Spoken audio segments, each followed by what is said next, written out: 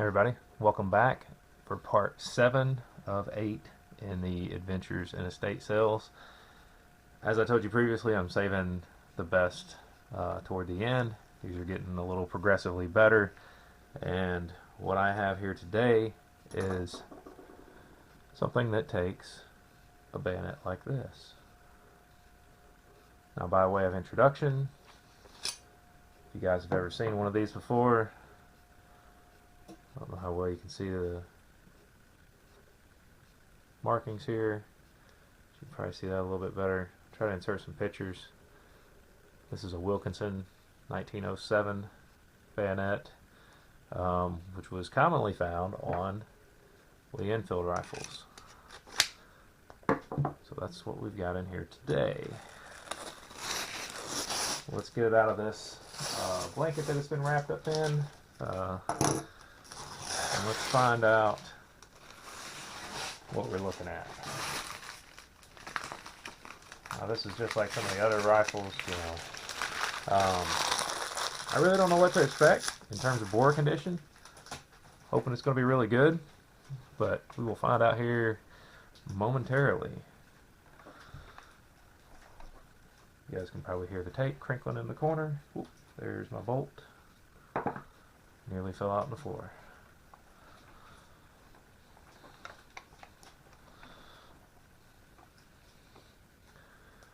Alright. You know what? I think I'm probably going to leave this blanket here for a backdrop, so we can take a quick look at this. Try to, anyway. I don't know how well this is going to work out. This could wind up being a bigger pain than the tail, but we're going to take a look and see what we got here. So, what we have here today is, I don't know how well you can see it. If you can't see it really well, I apologize. I will insert some pictures up here in the top left. This is a Lithgow. The stamping is not very good. This is a No.1 Mark III, and it is dated 1942. This thing has a lot of markings on it. Right off the bat, I'm going to show you there's been a repair spot back here on the buttstock. There's a piece of wood missing right here. There's a piece of wood also missing right here. But in terms of the rest of the rifle, it appears to be in relatively good shape. I really want to check this buttstock out. I'm not sure if there is a cleaning kit in there.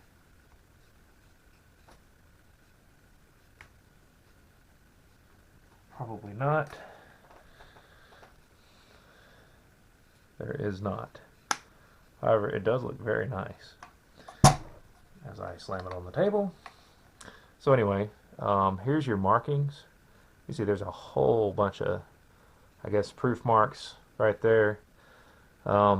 As you will see here, there's an FTR, Foxtrot Tango Romeo, right there on the breech. I will have to look up those numbers to determine exactly what that is, so I may be pausing this midway through. Let's see, let's flip it over. You can see the import mark right there, No.1, Australia. There's also a U down here and an MA50. Tons of proof marks right here. There's an OA up here on the sight protector, which a lot of the metal is kind of worn, but it still looks really good.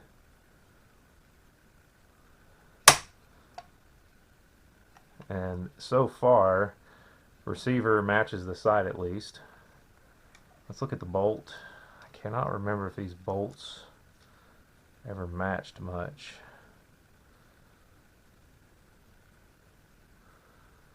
So 16172. So this is a matching bolt. That's pretty cool.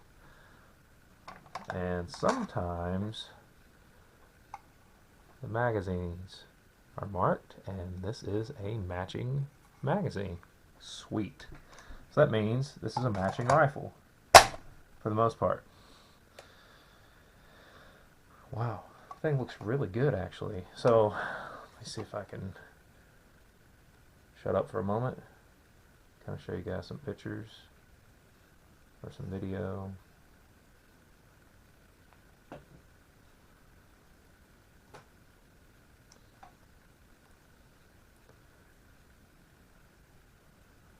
Looks very nice actually, other than the missing pieces of wood out of the stock, and the stock repair, which, you know, that's to be expected for a lot of these Enfields. A lot of them, this is just simply how they were, you know, this is par for the course basically.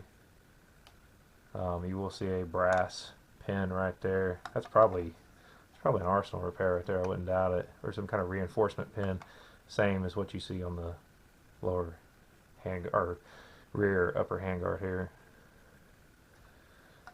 Now, one thing I want to point out here,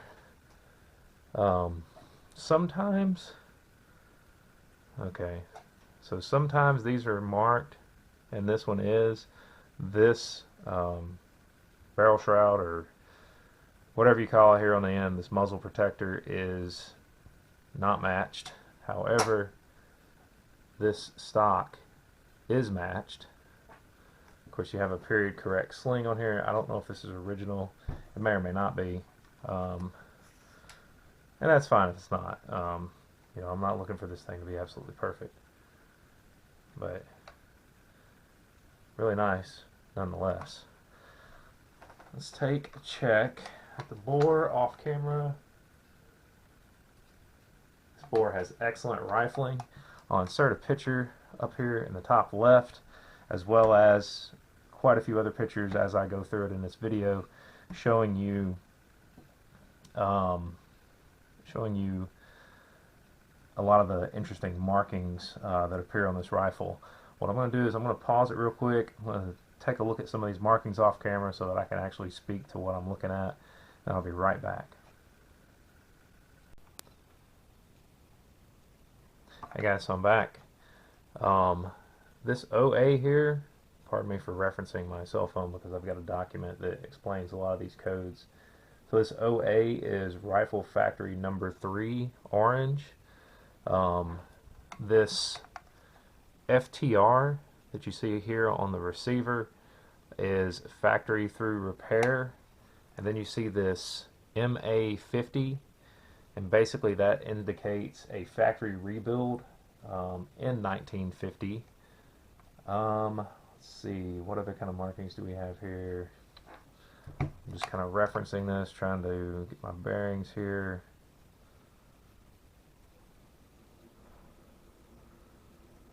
There's probably some other markings on here that I'm just missing. But suffice it to say is it looks as though this one was rebuilt in 1950. It is really in very nice shape actually. Better than I expected, to be perfectly honest. Of course it is unloaded. It's always stuff. My stuff is always unloaded. I'll put that disclaimer at the beginning. So here we have this cool rifle. I'll try to prop it up a little bit. But what else did I get? Well, this bayonet also come with it. I would venture to say this is probably maybe one of the early No.1 Mark IIIs. You can see there's a little bit of repair here on the hanger, but it's still a nice bayonet. I mean, the blade looks to be in very, very nice shape. The grips are still there. Usually they're busted in half. This is actually akin to another one that I have, which I think my other one is actually longer than this one. Anyway, let me put this away, and I want to show you one other thing that came with this rifle, which is actually pretty cool.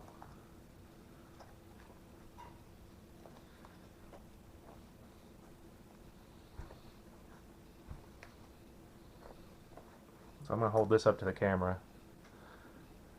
and I'll probably have to insert a picture in here so you guys can see everything that's on here. But basically, it's 32 cartridges per box, 303. It says Mark 7 on it, CIA, parentheses P, POF.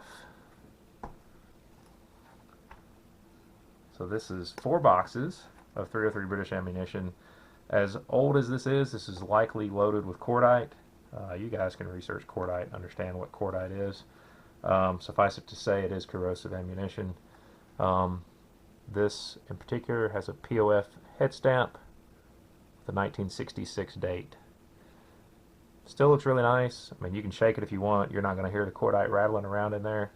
So it's not like your typical cartridges. However, as you can see, the boxes are a little worse for wear. They're essentially falling apart. These other 3 boxes are completely sealed. I did open this one to take a look at the contents. I would assume the other 3 are just like this one. Granted, it is corrosive ammo. However, as long as you clean your rifle, you can still shoot it, as long as you neutralize those corrosive salts. Like I said, I'm going to insert a whole bunch of pictures in there, and for all of my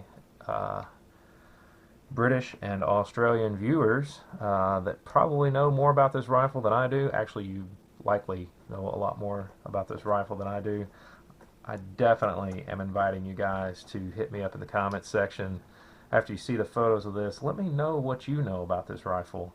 Well, as I stated, this is a No.1 Mark III. Actually, it's a Mark III Star, Lithgow production. I didn't have an Australian one, so super happy to get this one. Like I said, it's just another really neat variant to add to my collection. But just want to show this to you guys today. Really cool rifle, super stoked to have it. It's unfortunate some of the wood's busted out, but I'm not touching it. The reason I'm not touching it, this is the original stock. So there were probably other pieces replaced on it, but seeing as how this is serialized to the rifle, I definitely want to keep it with it just because of the extra value that holds. As always, guys, thanks for tuning in. Thanks for all of my subscribers, all of you that like to comment, like, and share. It definitely helps the YouTube algorithm. If you like content like this and you want to see content like this, make sure you hit the like button. Make sure you comment. If you're not subscribed, make sure you subscribe, because you guys know as well as I do, a lot of this content is suppressed out there, unfortunately. So thank you guys so much for tuning in. You guys are what really helps to grow the channel, and I look forward to hearing what you guys have to say about this rifle down in the comments below. So thanks for watching, everybody. You guys have a great day.